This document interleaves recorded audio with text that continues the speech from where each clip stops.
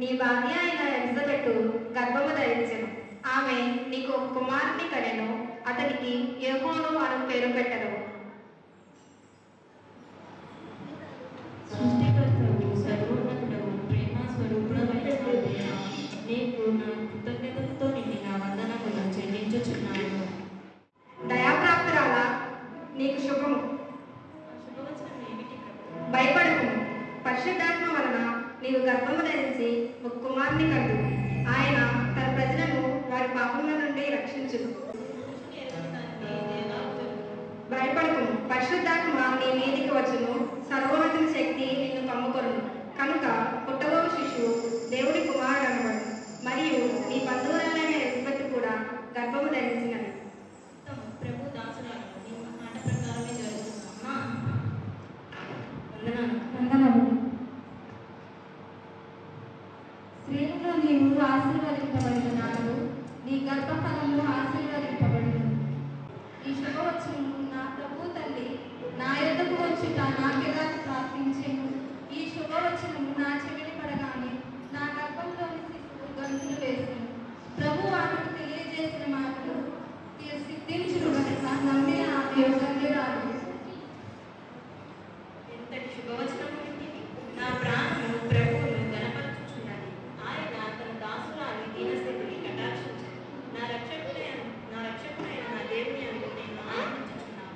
సర్వశక్తిమంతుడు నాకు గొప్ప కార్యములు చేశాను కనుక ఇది మొదలుకొని అన్ని తరముల వారు నన్ను ధన్యురాలను. నాకు ప్రధానంగా విప్పబడిన ఆమెర్య గర్భము ధరించుటయా,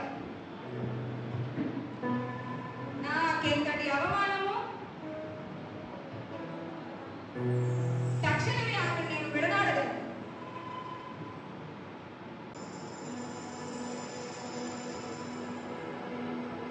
దావీదు కుమారుడైన యోసేపు, ఓ యోసేపు,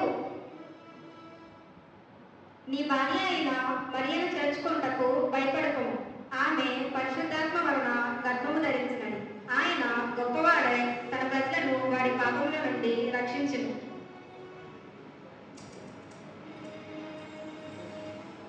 అయ్యో, నేనంత పాపం చేసి తిని ఇప్పుడే వెళ్ళి మరియను నా భార్యగా చేర్చుకుంటాను.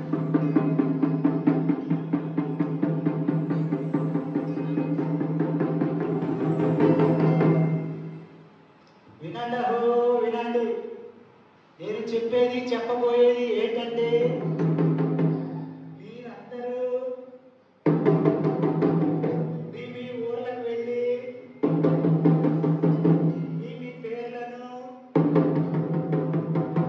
ప్రజాసంఖ్యలో రాయించుకోవాలని కైసరు ఔగుస్తు వారి ఆజ్ఞ.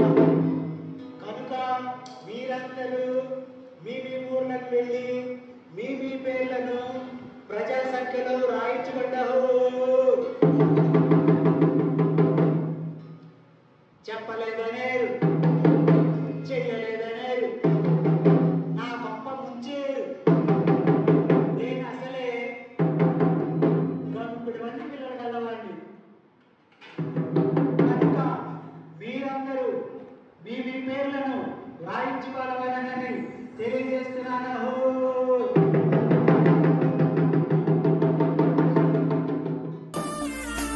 ఎంత దీనాతి దీనము ఓ యేసయ్యా, ఈ జననమెంత దయనీయమో. గర్భవతి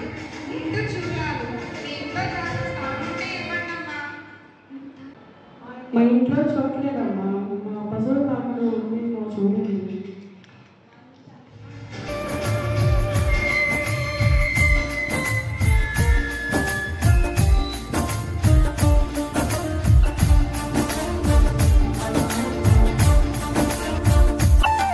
నీ సృష్టిలో ఈ లోకమే నీవు మాకు ఇచ్చిన సత్యమయ్యా.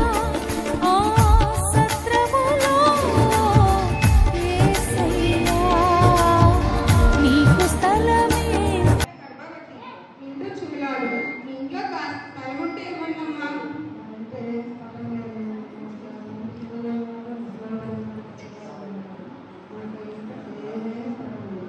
అలాగే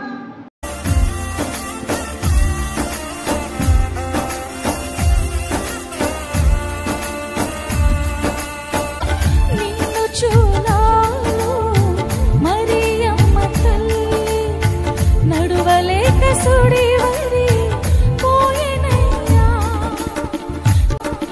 దిక్కుతో చకావో యేసయ్యా పశుల పాకలో ప్రసవించెనయ్యా. ఎంత దీన అమ్మ, నా భార్య గర్భవతి, ఇల్లు చూడాలి, ఇంట్లో కాస్త స్థలం ఉంటే ఇవ్వండి అమ్మా. అయ్యా, మా ఇల్లంతా బంకులతో నిండిపోయింది. మా పశువుల పాకలో ఖాళీ ఉంది. కావాలంటే మీరు అక్కడికి వెళ్ళవచ్చు. అలాగేనమ్మా. దీనము ఓ యేసయ్యా చల్లగాలిలో చాటు లేక నలుమూలలా చలి పుట్టినయ్యా. పసికండువయ్యో యేసయ్యా తల్లి ఒడిలో ఒదిగి నావే. రాజాది రాజా, రాజ మార్తాండ, రాజ గంభీర, శ్రీ శ్రీ శ్రీ శ్రీ హేరోర్ మహారాజుల వారు ఏం చేస్తున్నారు? అహో!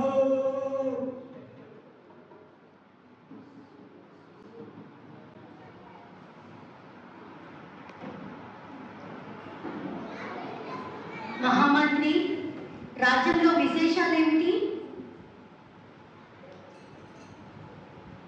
ఎవరో రాజు పుట్టారంట ప్రభు. ఇంకొక రాజా? హ, హ, హ, హ.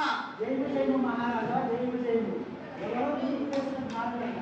మీ దర్శనార్థమై ఏం చేస్తున్నారు మహాప్రభు? తూర్పు దేశపు జ్ఞానుల వారిని వెంటనే ప్రవేశపెట్టండి. చిత్తం మహాప్రభు.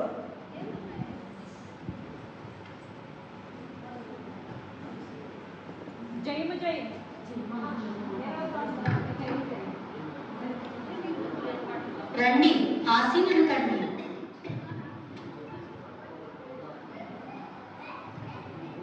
మీరు ఎక్కడి నుంచి వచ్చారు? రాజా, నా పేరు రాసిన. నేను ఖగోళ శాస్త్రం క్షుణ్ణముగా అపవసరం పట్టినవాడు. రాజా, నా పేరు వెంకయ్య. నేను నక్షత్ర శాస్త్రంలో ప్రవీణుడు. రాజా, నా పేరు బిల్తజర్. నేను జ్యోతిష్య శాస్త్రంలో చదివినవాడు. మీ రాకకు కారణం ఏమిటి? రాజా, తూర్పు దిక్కున ఒక నక్షత్రం కనుగొన్నాను. దాన్ని అనుసరించి వచ్చాను. రాజా, యూదులకు రాజు పుట్టాడని మా శాస్త్రాలు చెబుతున్నాయి. ఆయన అందరి పాపములు క్షమిస్తాడంట, రక్షిస్తాడు. రాజా, లోకరక్షకుడు పుట్టాడట. మనందరినీ ప్రేమించి అందరి బాధలు తీరుస్తాడట. అందుకే మేము ఆయన్ని దర్శించి పూజింపవచ్చింది. నేను కాకుండా వేరొక రాజా? సరే, మీరు వెళ్ళి ఆ రాజు ఎక్కడ పుట్టాడో తెలుసుకొని మరలా వచ్చి నాకు చెప్పండి. నేను వెళ్ళి ఆ రాజును పూజిస్తాను. చిత్తం ప్రభు.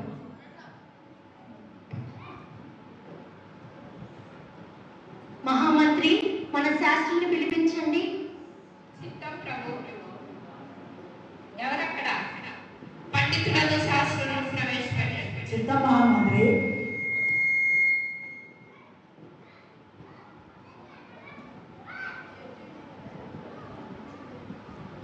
శాస్త్రులు, ఎవరో రాజు పుట్టారంట. గ్రంథాలు ఒకసారి చూసి అదేంటో చెప్పండి. బెత్లెహేము ఏలయనగా యూదా దేశపు బెత్లెహేమ, నీవు యూదా ప్రధానులలో ఎంత మాత్రము అల్పమైన దానివి కావు.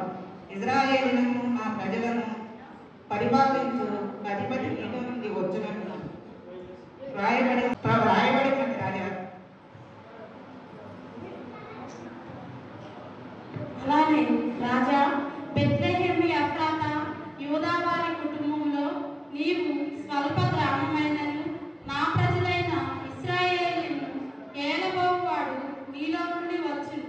పురాతన కాలం మొదలుకొని శాశ్వత కాలం వరకు అతడు ప్రత్యక్షమగుచుండెను అని ఉన్నది రాజా. నేను కాకుండా వేరొక రాజా? అసంభవం. చూస్తా ఆ రాజు ఎలా బ్రతుకుతాడు. రాజంట వేరొక రాజంట ప్రజలని పాపాల నుంచి రక్షిస్తాడంట. చూద్దాం ఆ రాజు ఎలా బ్రతుకుతాడు. అలా చనిపోతుందే పుల్లలు తేరా మంట వేసుకున్నాం. అలాగే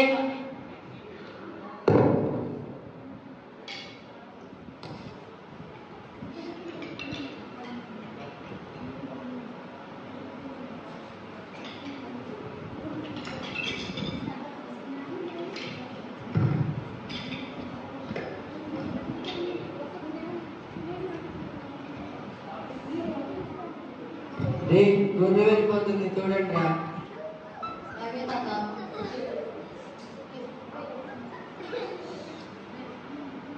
తాత ఒక కథ చెప్పవే.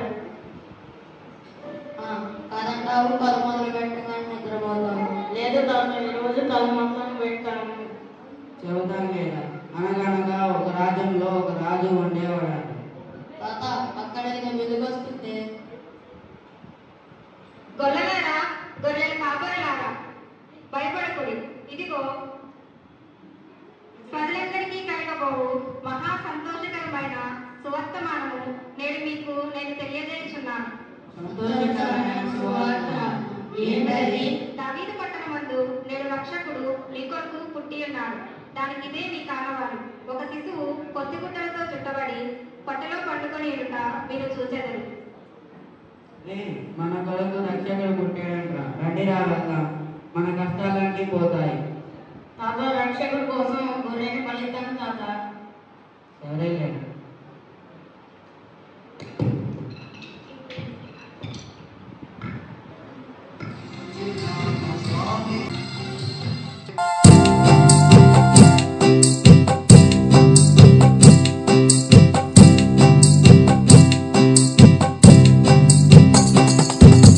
మేము వెళ్ళి చూచినాము స్వామి యేసుక్రీస్తును.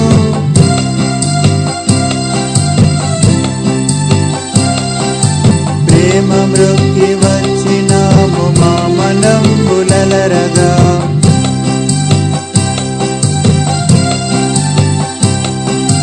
బేదలేము పురములోన బీద కన్య మరియకు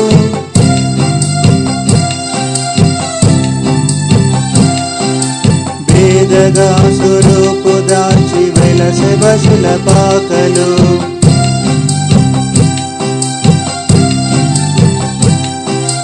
జ్ఞానులమని గర్వపడక దీనులమై నిత్యము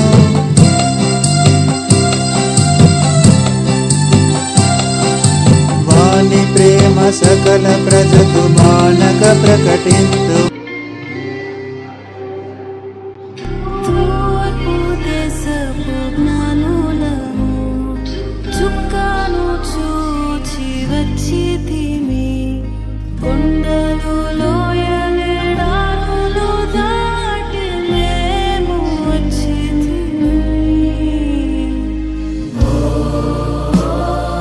రాత్రి వింత తారవో రాజ